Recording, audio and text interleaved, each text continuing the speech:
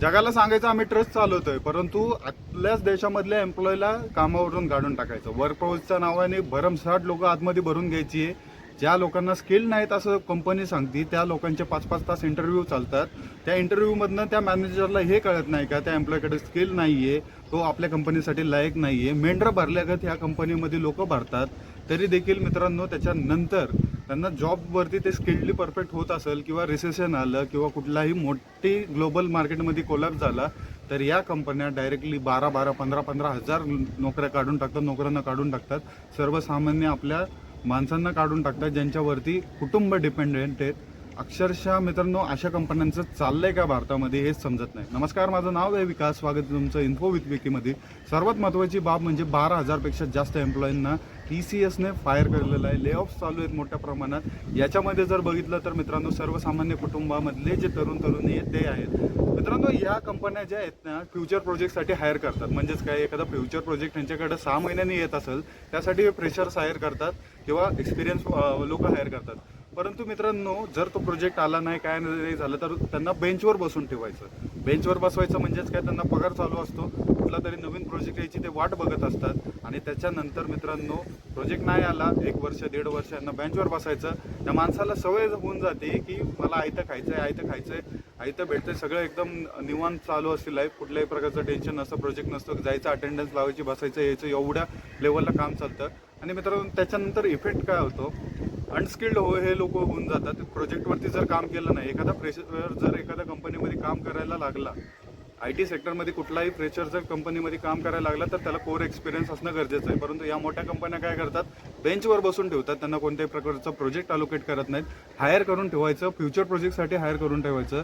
आणि जर त्या प्रोजेक्टमध्ये तो सुटेबल नसला, 1 वर्ष त्याचा गेलेला असतो, त्या बेंचवर बसून त्याच्याकडे स्किल नसतात, 0 स्किल, फक्त ग्रॅज्युएशनच्या नावाखाली बाहेर पाडतात, बेंचवरती असतात. जर प्रोजेक्टचा एक्सपिरियन्स तुम्हाला नसतो तर कुठलीच बाहेरची कंपनी तुम्हाला डिमांड जास्त देत नाही आणि डायरेक्टली खपाखप ले ऑफ करून टाकायचं, बाहेर काढून टाकायचं.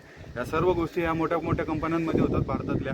मित्रांनो सगळ्यात महत्त्वाची बाब म्हणजे आपले कॉर्पोरेट लोक काय करतात ते आम्हाला पण माहिती नाही. एवढ्या मोठ्या प्रमाणात जर ले ऑफ्स कुठल्या कंपनीची होत असेल, कुठल्याही प्रकारची ॲक्शन नाही होतो. म्हणजेच काय, तुम्ही का काढताय, त्याचं रिझन काय आहे, कशासाठी करताय.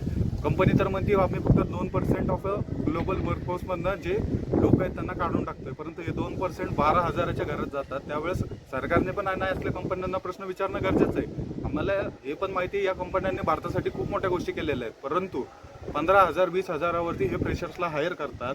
त्यांच्याकडनं काम हे 10 लाखाचं करून घेतात आणि त्यांना 10 आणि 15,000वरती खेळवतात. आणि या मोठ्या कंपन्या आहेत यांचे हे एका नावावरती चालतात. त्या नावामुळं या कंपन्या जिवंत आहेत. तरी देखील मित्रांनो ह्याच्यामध्ये जे मॅनेजमेंट काम करते त्या मॅनेजमेंटचं आता कुठंतरी प्रॉफिटकडे लक्ष आहे का? ट्रस्टसाठी काम करणाऱ्या कंपन्या आता प्रॉफिटकडे लक्ष देत आहेत. मित्रांनो सगळ्या गोष्टी जर आपण बघितल्या तर ह्यांच्यावरती पण असं प्रेशर आलं आहे का आम्हाला लोकांना सांभाळायचं आहे. ट्रस्टने चालवली जाणारी ही कंपनी आहे, त्यांना लोकांचा विकास करायचा आहे का एखाद्या स्पेसिफिक माणसाचा विकास करायचा आहे? कारण मॅनेजमेंट जर बघितलं, मॅनेजमेंट जे डिसिजन घेतं ते सगळे लागू होतात पूर्ण कंपनीला. आणि मॅनेजमेंटने याच्यामध्ये काय डिसिजन घेतलं तुम्ही आपण पाहिलंच असाल, 2% वर्कफोर्स हे काढून टाकत आहे. मित्रांनो 2% मधले पण आता टाटा असं म्हणत आहे, हे जे कंपनीतले लोक आहेत त्याच्यामध्ये जर बघितलं तर अनस्किल्ड वर्कर, ज्याला काहीच येत नाही असं त्यांचं म्हणणं आहे. परत जे बेंचवरती आहेत त्यांना काढून टाकता येते. या सगळ्या लोकांना हे काढतात 2% मध्ये येत आहेत. परंतु आता जे काही लोक ह्याच्यामध्ये समोर येतात ते सांगतात की आमचा पण जॉब जातोय, हे जातोय.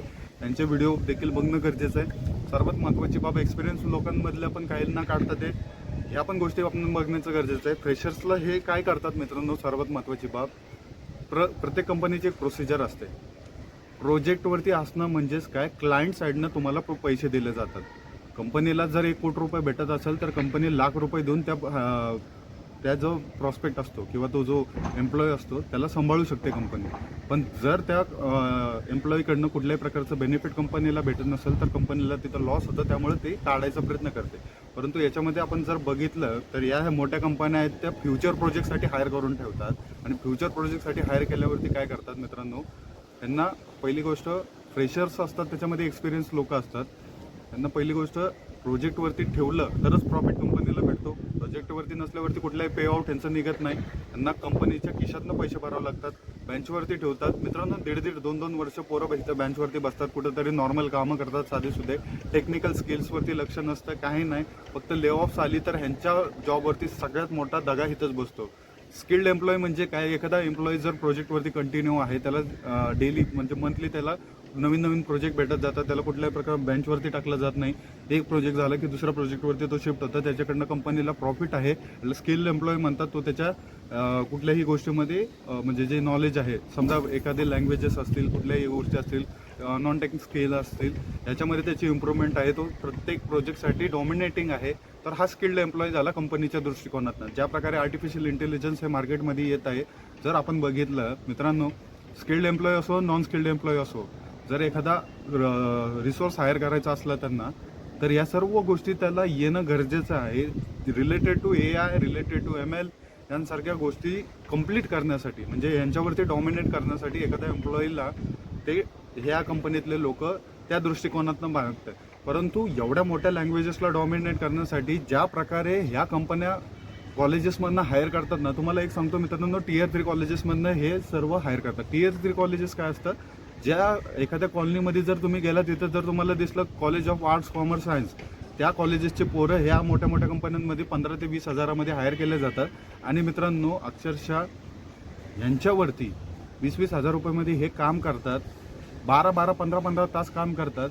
शेवटी जाऊन ज्यावेळेस ले ऑफ होते, त्यांच्या मनावरती काय परिणाम होईल, या सगळ्या गोष्टीकडे लक्ष द्यायला कोण नाही आहे मित्रांनो. आपल्या देशामध्ये आहे ना, कॉर्पोरेट लॉस जे एवढे खराब आहेत ना, एखादा एम्प्लॉई 15 तास काम करतोय, सरकारला घेणं देणं नाही, काय नाही. आम्ही आमच्या इथं एम्प्लॉयमेंट आणतोय, हे काही घेणं देणं नाही. एखादा एम्प्लॉई त्याच्यासोबत काहीतरी असं टॉर्चर होतं आहे, सगळ्या गोष्टी होत आहे, तो कंप्लीट करू शकत नाही का, त्याला जॉबवरनं काढून टाकतील, त्याच्यासोबत काहीतरी पॉलिटिक्स होईल, कुणाला जरी कंप्लीट केलं, शोषण होतं मित्रांनो. सगळ्या गोष्टी होतात या कंपन्यांमध्ये देखील. परंतु कुठलाही असं प्रॉपर पॉलिटिकली स्ट्रॉंग लॉज नाहीत आपल्या कंट्रीमध्ये. बाहेरच्या कंट्रीमध्ये जर आपण पाहिलं, 9 वाजता लॉग इन करा, 5 वाजता बाहेर जावा, घरात जाऊन बसा, आराम करा, फॅमिलीसोबत टाईम स्पेंड करा. आपल्या इथले CEO काय म्हणतात, जे मोठमोठ्या कंपन्यांचे CEO काय आहेत, ते म्हणतात शनिवारी सुट्टी कशाला द्यायची, आपल्या इकडचा लॉस नाही, आपण आहे ना लई लेबरिंग कंट्री आहे, हे ते कंट्री आहे, आपल्या इथं आहे ना यांसारख्या गोष्टी करण्याच्या गोष्टी नाही आहेत, असे स्टेटमेंट देणारे मोठमोठ्या कंपन्यांचे CEO आहेत.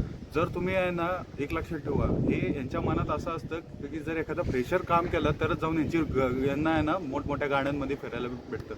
12-12 तास काम करावं अशी ह्या मालकांची अपेक्षा असते. एक मोठमोठ्या म्हाताऱ्यांनी असं बोललं आहे, ह्यांचं वय आता होत आलेलं 80-90 वर्ष ह्यांचं वय आहे, आणि हे या लेवलला बोलतात मित्रांनो. अत्यंत दुर्दैवी बाब आहे की अशा प्रकारच्या ले ऑफ्स, एवढ्या मोठ्या प्रकारचे ले ऑफ आपल्या भारतामध्ये होतील. मी नक्कीच ह्याच्यावरती लक्ष घालावे, कुणीतरी प्रॉपर ह्याच्यावरती अभ्यास करावा आणि त्यांना जाब विचारावं की एवढे ले ऑफ तुम्ही केले. प्रत्येक 12,000 एम्प्लॉईला समोर बसून त्यांचं स्किल टेस्ट करावं की अरे बाबा याच्याकडे खरंच स्किल नाही आहे का, ठीक आहे हा डॉमिनेट नाही त्या प्रोजेक्टसाठी किंवा याच्यासाठी. मित्रांनो, या जर गोष्टी केल्या तर ह्यांचा सगळा भोंगळा कारभार आपल्या समोर येईल की खरंच काय गोष्टी चाललेल्या आहेत. मित्रांनो, व्हिडिओ आवडला असेल तर नक्कीच लाईक करा, सबस्क्राईब करा. भेटूया पुढच्या व्हिडिओमध्ये. जय हिंद, जय महाराष्ट्र.